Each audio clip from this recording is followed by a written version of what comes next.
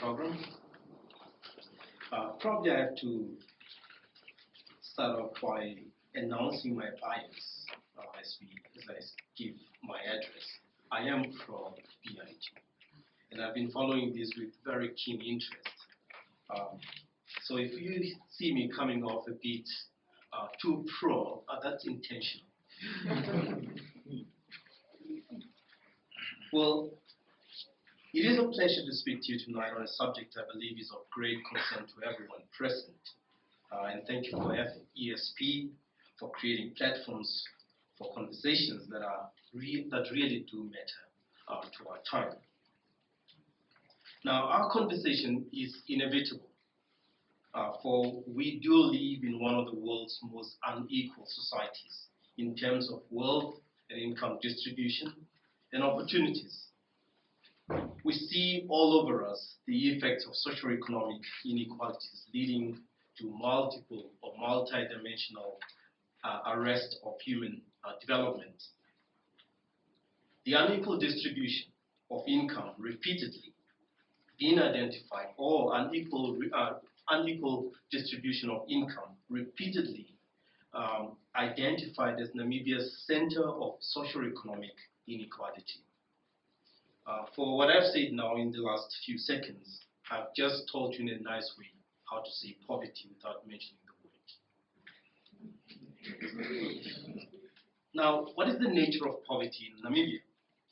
If poverty is all of the above, what that I've said and more, then the life of poverty deprives us of being or from being fully human. Any life that is marked by squalor, by ignorance, by disease, death, hopelessness, and powerlessness is not a life fit for any human being. Unfortunately, our structures in this country and systems that we have continued to make excuses for the presence of poverty and even inequality. We see this excuse-making attitude in the government's refusal to provide the necessary social safety nets that will even the unequal distribution of wealth and income in particular. We also have the wealthy and well-off among us who are convinced that poverty does not affect them at all. That notion is based on a false understanding of life. Poverty and economic inequality have direct impact on some people, but in the long run, it creates societal impotence. Thus, eventually, everyone suffers from the spillovers of poverty and inequality. If you live in the wealthier suburbs of Windhoek or all across Namibia, your high walls and your high and electric fenced walls, your reinforced doors and windows alone are testimony to how you are a prisoner of the current social order. These are not protections. In fact, they are indictments of how our society has failed to create conditions of accessing life-enhancing goods. Poverty is not an abstract. It's not an idea. I teach philosophy. I try to make my students think through abstracts and ideas. But poverty is not an abstract. Dennis Goulet, in one of his books with The Cruel Choice, says chronic poverty is a cruel kind of hell. And one cannot understand how that hell is merely by gazing upon poverty as an object. What he says is that unless we are willing to empathize with the poor, we will never understand the nature of poverty, or even what it is that we seek to alleviate, or eradicate, or abolish. Poverty is not something you address through superficial notions of self-sufficiency, motivational speeches, holy water from Nigeria, National Day of Prayer, or good luck potions from a sangoma. No! Poverty and inequality create vulnerability. Sadly, both our government and the public seem to have accepted poverty as something normal. In fact, we even plan and budget to ensure that the structures that contribute. Always wondered how we can afford to build tarred roads through Babylon, but we can't budget to build decent houses, low-income homes in those areas. Poverty and unequal access of life to life-enhancing goods are different from disease. Poor people are not sick, because with sickness you are simply just limited to do certain things for yourself. They do not just prevent you from affording goods that you need. They prevent you from living a good life. The poor in this case are not just weak and vulnerable. They are also not just they're not just weak people. They're not just vulnerable. They're not just the marginalized. The poor are victims of disabling structures. They are kept in want by specific unfair social arrangements and legal structures that fail to offer robust and disruptive interventions. Poverty and inequality in Namibia are deeply rooted in social historical contexts. And the post-independence systems that we now have repeatedly failed to reverse these effects. If anything, what we have done after independence is that these structures have simply transformed colonial and apartheid structures by courting a few previously disadvantaged, often because of their proximity to power or because they are useful for business. So that was my outline of poverty and inequality. How do these things affect human development? First of all, poverty and inequality creates powerlessness. Structurally enforced poverty and inequality does not only affect the current poor, but it affects, or its effects, can also extend to future generations of the poor. In fact, when immense poverty gives rise to a pseudo genetic manifestation, where you begin to feel as if poverty is some sort of a genetic thing, because you are born from one generation to the other, it just continues to repeat itself, to a point where you just believe it must be genetic. Through an altered consciousness, the poor can come to believe that their poverty is by design, or something even from the gods. This leads to powerlessness, a state in which they have no leverage to negotiate or even to decide what they eat, first of all, where they sleep, where to school, where to access health care, how much wages they deserve, or how much they can even deserve or get from what they exchange, whether it's their labor or the goods that they sell. That's what powerlessness does.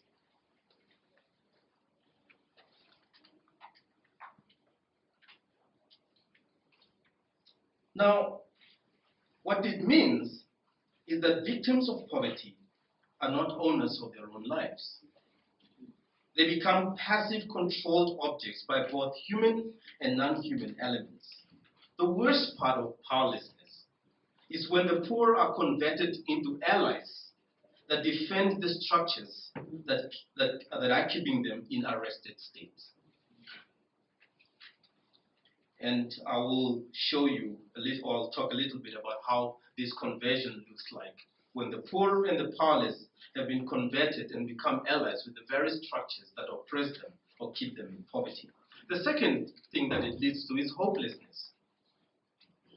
While powerlessness leads to adopting a false consciousness, it is the third state of poverty. It's the next state of poverty and inequality that cements dehumanization, and that is the state of hopelessness. Like powerlessness, people resign their agency to become subjects of those who promise them the way out. The environment is rife for messianic figures of religious leaders, activists, politicians, conmen, scammers, who act as God's envoy to deliver the poor from their fate. In case we wonder, I I trained as a theologian. I wrote a lot of theology. How the prosperity theology became such a deep-rooted theology among the poor in Namibia. It appeals to desperate masses. What is the South African guy was Malawian? Yeah, when Bushiri came here, why did people flock there in their thousands? Why did they go there? It's because of how our structures are set up. That anyone that promises them a little miracle and a little hope, people will take that as an answer to their problems.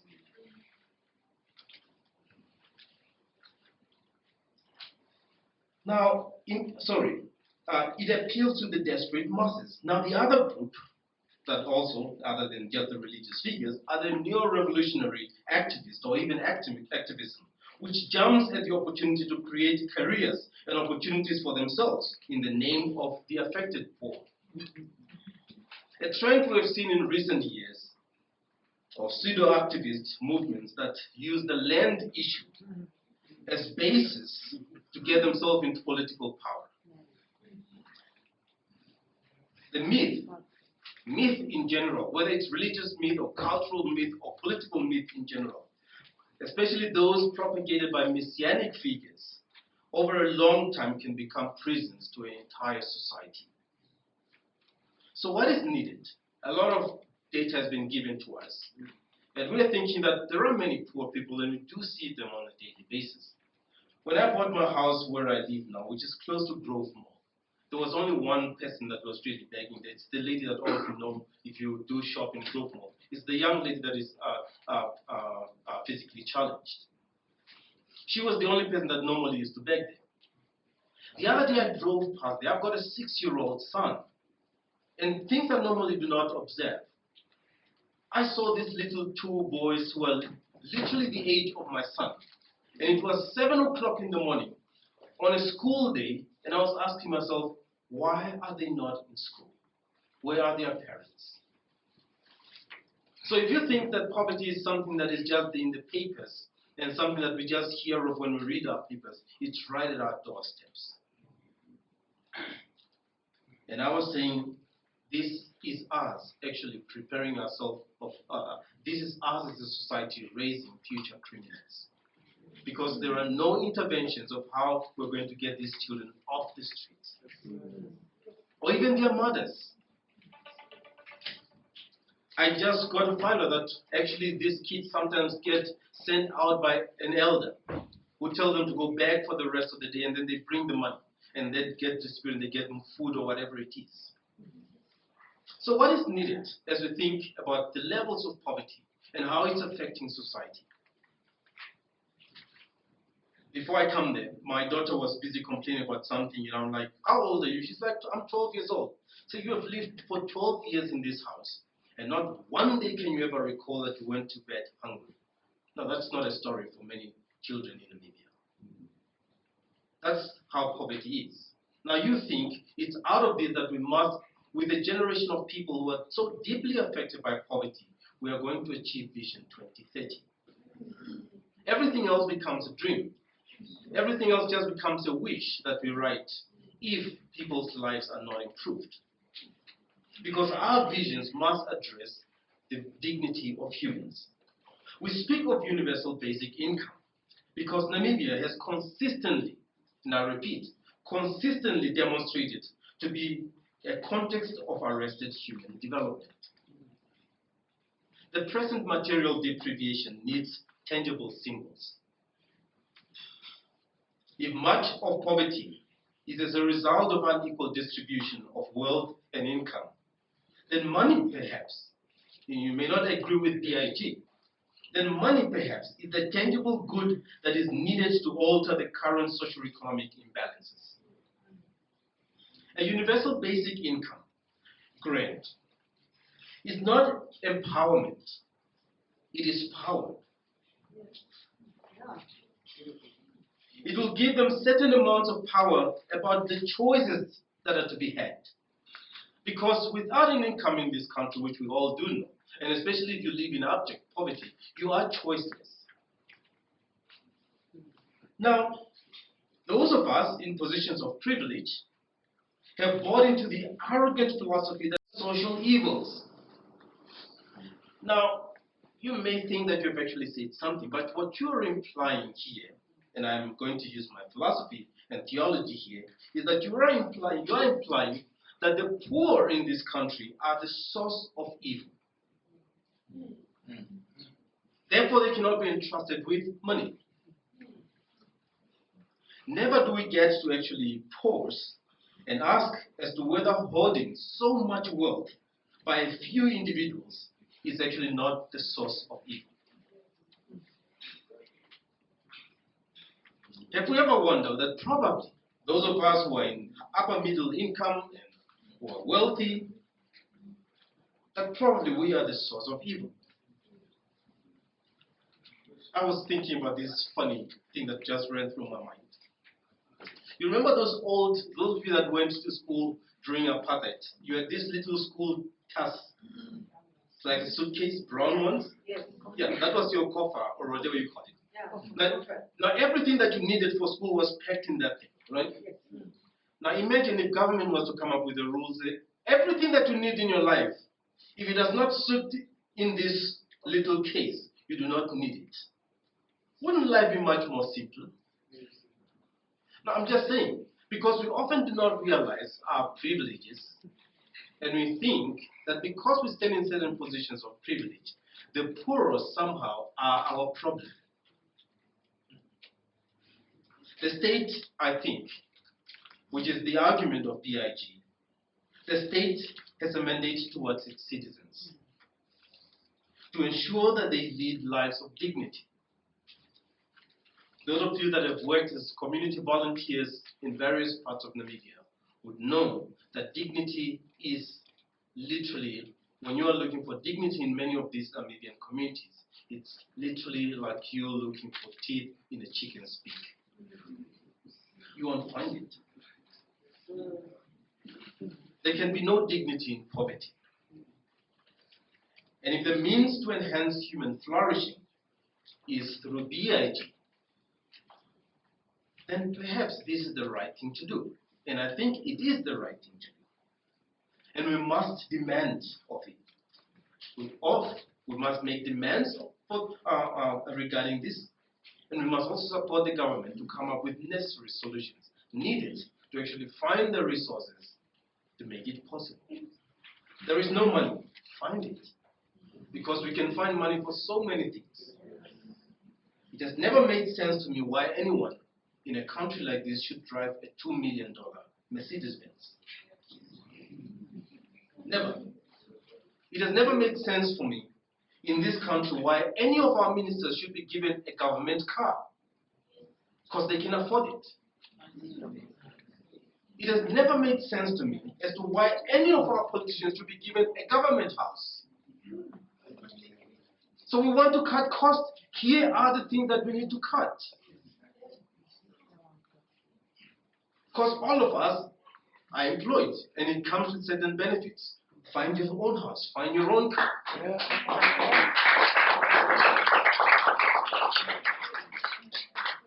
There are places that can be cut.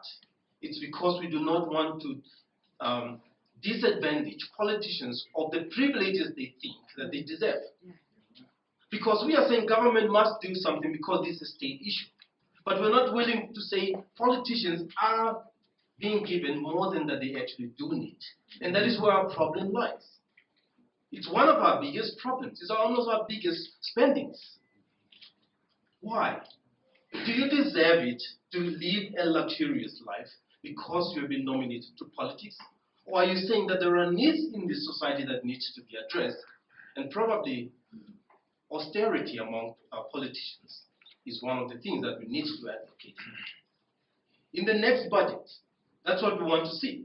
That ministers are no longer being given Mercedes-Benzes. They need their own cars. That's budgeting. Because we're saying there is a big problem. There are no security threats here. We see them every day on the street. We greet them in the street. Nobody has ever made a threat to them. Why do you need a bulletproof Mercedes? Nobody cares. I think this is some of the things that we need. Because BIG is literally saying it is about elevating human dignity.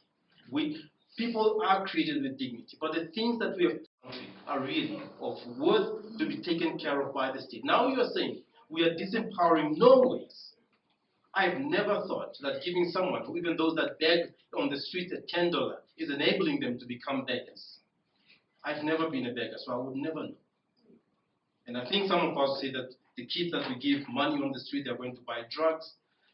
They all don't use drugs. Yeah. Some of them will use drugs.